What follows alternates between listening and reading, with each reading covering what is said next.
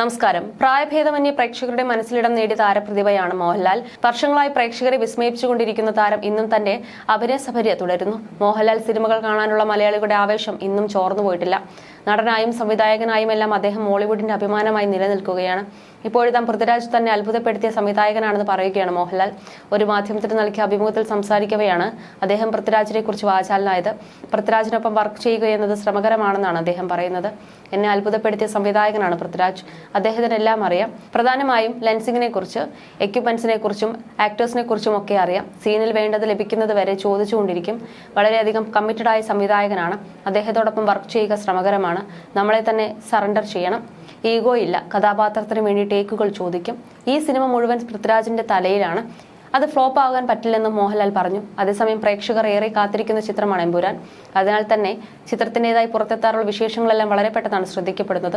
മോഹൻലാലിന്റെ അഭിമുഖത്തിന് പിന്നാലെ മോഹൻലാലിനെ കൊണ്ട് നിരവധി ടേക്കുകൾ താൻ ചെയ്യിപ്പിച്ചിട്ടുണ്ടെന്ന് പൃഥ്വിരാജ് മുമ്പൊരിക്കൽ തുറന്നു പറഞ്ഞതും ശ്രദ്ധേയമാവുകയാണ്.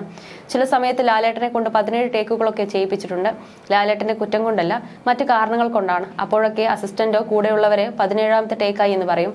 എന്നാൽ ആ സമയത്തും എന്നെ ഏറ്റവും കൂടുതൽ സപ്പോർട്ട് ചെയ്തിട്ടുള്ളത് ലാലേട്ടനാണ്. നിർമ്മാതാവിനോട് പോലും അദ്ദേഹം പറഞ്ഞത് ആന്റണി അയാൾ മനസ്സിൽ കണ്ടതുപോലെ ചെയ്യട്ടെ എന്നാണ്. ഒരു സംവിധായകനായി നിൽക്കുമ്പോൾ സത്യത്തിൽ കുറച്ചൊക്കെ നമ്മൾ അറിഞ്ഞില്ല എന്ന ഭാവം വേണ്ടിവരും. ലാലേട്ടന് ടെസ്റ്റ് അലർജിയുണ്ട്. അദ്ദേഹത്തിന് പൊടിയുള്ള സ്ഥലങ്ങളിൽ നിൽക്കാൻ ബുദ്ധിമുട്ടാണ്. ലൂസിഫറിൽ ജയിലിനകത്ത് വെച്ചുള്ള ഫൈറ്റ് സീനുണ്ട്. ഷൂട്ട് ചെയ്യുന്ന സമയത്ത് ഭയങ്കരമായി പൊടിയുണ്ട്. ഷൂട്ട് തുടങ്ങി 1/4 മണിക്കൂർ പോലും എടുത്തില്ല. ലാലേട്ടന് തീരെ വയ്യാതായി. ഷൂട്ട് നിർത്തിവെക്കാം, പിന്നീട് ചെയ്യാമെന്ന് എനിക്ക് പോയി പറയണമെന്നുണ്ട്. പക്ഷേ നിർത്തിവെച്ചാലുണ്ടാകുന്ന കുഴപ്പങ്ങളായിരിക്കും ലാൽ സാറിനും അറിയാം. കുറച്ചു കഴിഞ്ഞപ്പോൾ ലാലേട്ടന് വയ്യ എന്ന് തനിക്ക് അറിയില്ലെന്ന മട്ടിൽ താൻ ഷൂട്ട് തുടർന്നു. കൊച്ചുകുട്ടിയാണ് ലാലേട്ടൻ. ഭയങ്കര രസമുള്ള വീഡിയോ യൂട്യൂബിൽ വന്നാൽ അത് ലാലേട്ടൻ നമുക്ക് കാണിച്ചു തരുന്ന രീതി കാണണം.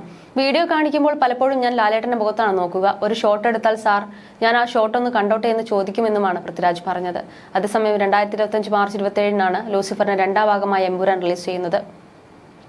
മലയാളം, തമിഴ്, തെലുങ്ക്, കന്നഡ, ഹിന്ദി ഭാഷകളിൽ എമ്പുരാൻ എത്തും. 2019 മാർച്ച് 28-നായിരുന്നു ലൂസിഫർ പുറത്തിറങ്ങിയത്.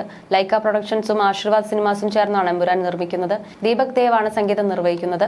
ലൂസിഫറിലുണ്ടായ മഞ്ജു വാര്യർ, ടൊവിനോ തോമസ്, സാനിയ അയ്യപ്പൻ, സായ്കുമാർ, ഇന്ദ്രജിത് സുകുമാരൻ, ബൈജു എന്നിവർക്കൊപ്പം സുരാജ് വെഞ്ഞാറമൂട്, ഷൈൻ ടോം ചാക്കോ, ഷറഫുദ്ദീൻ, അർജുൻ ദാസ് എന്നിവരും എമ്പുരാന്റെ ഭാഗമാകുമെന്നുമാണ് പുറത്തുവരുന്ന വിവരങ്ങൾ. You're watching me on metromatney.com. metromatney.com. Subscribe for more videos. Subscribe for more videos. Subscribe here for more videos. Subscribe now. Thank you.